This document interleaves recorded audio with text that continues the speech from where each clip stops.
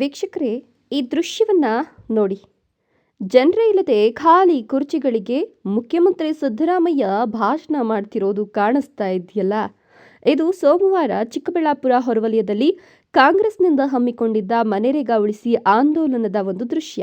Bus ಹಾಕಿ ಕೊಡೋದೆಲ್ಲ ಕೊಟ್ಟರೂ ಕಾಂಗ್ರೆಸ್ನ ಮನರೇಗಾ ಉಳಿಸಿ ಕಾರ್ಯಕ್ರಮಕ್ಕೆ ಜನರು ನಿರೀಕ್ಷಿತ ಮಟ್ಟದಲ್ಲಿ ಬರಲಿಲ್ಲ. ಬಂದವರು ಸಿಎಂ ಭಾಷಣ ಮಾಡೋವರೆಗೂ ಇರದೆ ತಮ್ಮ ಹಾದಿ ತಾವು ಹಿಡಿದ್ರು. ಇದರಿಂದ ಪಾಪ ಮುಖ್ಯಮಂತ್ರಿಗಳು ಖಾಲಿ ಕುರ್ಚಿಗಳಿಗೆ ಭಾಷಣ ಮಾಡುವಂತಾಯಿತು. ಇದು ಹಳೆ ಸುದ್ದಿ. ಹಾಗಾದರೆ ಹೊಸ ಸುದ್ದಿ ಏನು ಅಂತೀರಾ? ಅದನ್ನು ಹೇಳ್ತೀನಿ ನೋಡಿ. ಕಾಂಗ್ರೆಸ್ನವರು ಮನರೇಗಾ ಕಾರ್ಯಕ್ರಮ ಯಶಸ್ವಿಯಾಗಿದೆ ಅಂತ ಹೊರಗೆ ಹೇಳಿದ್ರು, ಒಳಗೆ ಮಾತ್ರ ಕಾರ್ಯಕ್ರಮದ ವೈಫಲ್ಯದ ಬಗ್ಗೆ ಚರ್ಚೆಗಳು ನಡೀತಿವೆಯಂತೆ. ಜನರು ಯಾವುದೇ ಕಾರ್ಯಕ್ರಮಕ್ಕೆ ಬರ್ತಿಲ್ಲ, ಬಂದವರೇ ಹೆಚ್ಚು ಎಂದೆಲ್ಲ ಕೆಲವರು ತೇಪೆ ಹಚ್ಚುವ ಕೆಲಸವನ್ನು ಮಾಡ್ತಿದ್ದಾರಂತೆ. ಸಾಲದೆಂಬಂತೆ ಶಾಸಕ ಪ್ರದೀಪ್ ಈಶ್ವರ್ ಅವರು ಮುಖ್ಯಮಂತ್ರಿ ಸಿದ್ದರಾಮಯ್ಯ ಭಾಷಣದ ವೇಳೆ ತಾನೇ ಇಲ್ಲಿನ ಶಾಸಕ ಅಂತ ತೋರಿಸಿಕೊಳ್ಳುವ ಹಪಹಪಿಯಲ್ಲಿ ಸಿದ್ದರಾಮಯ್ಯನವರ ಪಕ್ಕದಲ್ಲೇ ನಿಂತಿದ್ರು. ಈಗ ಮುಖ್ಯಮಂತ್ರಿ ಸಿದ್ದರಾಮಯ್ಯ ಯಾವುದೇ ಮಾತು ಆಡಲಿಲ್ಲ. ಆದರೆ ಡಿಸಿಎಂ ಡಿಕೆ ಶಿವಕುಮಾರ್ ಭಾಷಣದ ವೇಳೆಯೂ ಬಂದು ಡಿಸಿಎಂ ಪಕ್ಕದಲ್ಲಿ ಪ್ರದೀಪ್ ನಿಂತರು. ತಾವು ಮಾತನಾಡಬೇಕಾದ್ರೆ ಪಕ್ಕದಲ್ಲಿ ನಿಂತಿರುವ ಶಾಸಕರು ಕಾಣಿಸಿದ್ದೇ ತಡ. ಕೆಂಡ ಮಂಡಲರಾದ ಡಿಕೆ ಶಿವಕುಮಾರ್ ಹೋಗಿ ಕುಳಿತುಕೊಳ್ಳುವಂತೆ ಸೂಚಿಸಿದ್ರು. ಇದರಿಂದ ಇಂಗು ತಿಂದ ಮಂಗನಂತಾದ ಶಾಸಕ ಪ್ರದೀಪ್ ಈಶ್ವರ್ ಅಲ್ಲಿಂದ ಹೋಗಿ ತಮ್ಮ ಆಸನದಲ್ಲಿ ಆಸೀನರಾದರು. ನಂತರ ಡಿಸಿಎಂ ತಮ್ಮ ಭಾಷಣ ಮುಂದುವರೆಸಿದ್ರು. ಅಲ್ಲಿಗೆ ಶಾಸಕ ಪ್ರದೀಪ್ ಈಶ್ವರ್ ಅವರಿಗೆ ಆಗಬಾರದ ಅವಮಾನ ಆಗಿದೆ ಅನ್ನೋ ರೀತಿಯಲ್ಲಿ ಸಾಮಾಜಿಕ ಜಾಲತಾಣದಲ್ಲಿ ಈ ವಿಡಿಯೋ ಟ್ರೋಲ್ ಆಯಿತು.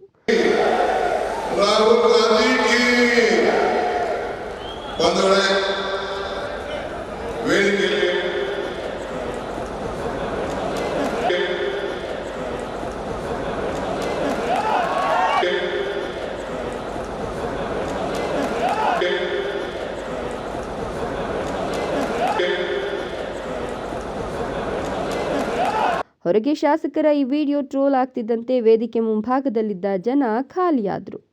ಕಾಂಗ್ರೆಸ್ ಕಾರ್ಯಕ್ರಮದ ಈ ಅವಾಂತರಗಳು ಇಲ್ಲಿಗೆ ಮುಗಿಲಿಲ್ಲ. ನೆನ್ನೆಯ ಮನರೇಗಾ ಉಳಿಸಿ ಕಾರ್ಯಕ್ರಮಕ್ಕೆ ನಿರೀಕ್ಷಿತ ಮಟ್ಟದಲ್ಲಿ ಜನ ಬಂದಿಲ್ಲ ಅನ್ನೋದಕ್ಕೆ ಮತ್ತೊಂದು ಪ್ರಮುಖ ನಿದರ್ಶನವಿದೆ. ಇದನ್ನು ನೋಡಿದ್ರೆ ಜನರು ಅನ್ನರಾಮಯ್ಯನಿಗೆ ಮಾತ್ರವಲ್ಲದೆ ಕಾಂಗ್ರೆಸ್ಗೂ ತಪಾರಾಕಿ ಹಾಕೋದ್ರಲ್ಲಿ ಅನುಮಾನ ಇಲ್ಲ. ಕಾರಣ ಇಲ್ಲೊಮ್ಮೆ ನೋಡಿ. ಗುಂಡಿ ತೋಡಿ ಅನ್ನ ಹಾಕಿ ಮುಚ್ಚುತ್ತಿರುವ ಈ ದೃಶ್ಯ ಎಂಥವರಿಗಾದ್ರೂ ಅಸಹ್ಯ ಹುಟ್ಟಿಸುತ್ತೆ. ಎಷ್ಟೋ ಜನ ತುತ್ತು ಅನ್ನಕ್ಕಾಗಿ ಪರದಾಡ್ತಿದ್ರೆ ನಿನ್ನೆ ಕಾಂಗ್ರೆಸ್ ಕಾರ್ಯಕ್ರಮದಲ್ಲಿ ಉಳಿದಿರುವ ಲೋಡುಗಟ್ಲೆ ಅನ್ನವನ್ನ ಗುಂಡಿ ತೋಡಿ ಮುಚ್ಚಲಾಗ್ತಿದೆ. ಇಲ್ಲಿ ಕಾಣ್ತಾ ಇದೆಯಲ್ಲ ನಿಂತಿರೋ ಟ್ರಿಲ್ಲರ್, ಇದರ ತುಂಬಿರೋ ಅನ್ನ. ಇದು ಬಕಾಸುರನಿಗೆ ಕೊಂಡೊಯ್ಯಲು ಭೀಮಸೇನ ಸಿದ್ಧಪಡಿಸಿದ ಅನ್ನದ ಗಾಡಿಯಲ್ಲ, ಬದಲಿಗೆ ನಿನ್ನೆಯ ಕಾಂಗ್ರೆಸ್ ಕಾರ್ಯಕ್ರಮಕ್ಕೆ ಜನರು ಬರುವ ನಿರೀಕ್ಷೆಯಲ್ಲಿ ಮಾಡಿದ್ದ ಅನ್ನ, ತಿನ್ನೋರಿಲ್ದೆ ಉಳಿದದ್ದು.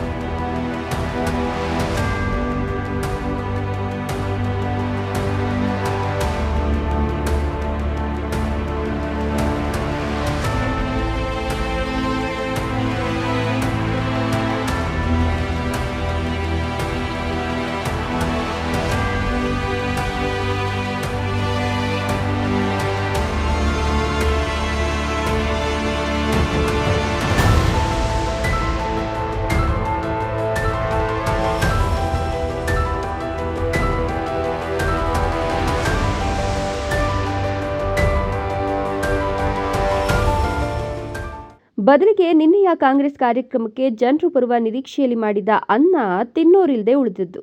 ಅದನ್ನು ತೋಡಿದ ಗುಂಡಿಗೆ ಹಾಕಿ ಮುಚ್ಚಲು ಟ್ರಿಲ್ಲರ್ಗೆ ತುಂಬಿಸಲಾಗಿದೆ. ಇದೇ ಟ್ರಿಲ್ಲರ್ ಪಕ್ಕದಲ್ಲಿಯೇ ಇದೆ ನೋಡಿ ಮತ್ತಷ್ಟು ಟ್ರಿಲ್ಲರ್ ಲೋಡ್ಗಳಾಗುವಷ್ಟು ಅನ್ನ. ಇದು ಮಾತ್ರವಲ್ಲ, ಇಲ್ಲಿ ನೋಡಿ JCB ಅಂತ ತೆಗೆದಿರುವ ಗುಂಡಿಗೆ ಅನ್ನ ಹಾಕಿರೋದು. ಉಳಿದಿರೋ ಅನ್ನ ಈ ಗುಂಡಿಗೆ ಹಾಕಿ ಮುಚ್ಚಲು ಇವರು ಮಾಡ್ತಿರುವ ಪ್ರಯತ್ನ ನಿಜವಾಗಿಯೂ ಅನ್ನರಾಮಯ್ಯ ಹೆಸರಿಗೆ ಕಳಂಕವಲ್ಲದೆ ಮತ್ತೇನು? ನಿರೀಕ್ಷಿತ ಮಟ್ಟದಲ್ಲಿ ಜನರು ಬಾರದ ಕಾರಣ ಅನ್ನ ಉಳಿದಿದೆ ಅನ್ನೋದಕ್ಕೆ ಇದಕ್ಕಿಂತ ಉದಾಹರಣೆ ಬೇಕಾ? ಎರಡೂ ಕಡೆಗಳಲ್ಲಿ ಲೋಡುಗಟ್ಟಲೆ ಅನ್ನ ಬಿಸಾಡಲಾಗಿದೆ. ಹಾಗೆ ಬಿಸಾಡಿದ ಅನ್ನ ಅಲ್ಲಿಯೇ ಬಿಟ್ಟರೆ ಅದು ಕೆಟ್ಟ ದುರ್ವಾಸನೆ ಬೀರಲಿದೆ ಎಂಬ ಉದ್ದೇಶದಿಂದ JCBಯಿಂದ ಗುಂಡಿ ತೋಡಿ ಗುಂಡಿಗೆ ಲೋಡುಗಟ್ಟಲೆ ಅನ್ನ ಹಾಕಿ ಮುಚ್ಚಲಾಗ್ತಿದೆ. ಅನ್ನ ಮಾತ್ರ ಅಲ್ಲ, ಮೂಟೆಗಟ್ಟಲೆ ಕತ್ತರಿಸಿ ಈರುಳ್ಳಿ, ಕ್ಯಾರೆಟ್ ತುಂಡುಗಳು, ಸೌತೆಕಾಯಿ ಹೋಳುಗಳು ಮೂಟೆಗಟ್ಟಲೆ ಉಳಿದಿದ್ದು, ಈ ಎಲ್ಲ ಪದಾರ್ಥಗಳನ್ನು ತೋಡಿದ ಗುಂಡಿಗೆ ಹಾಕಿ ಮುಚ್ಚಲಾಗ್ತಿದೆ.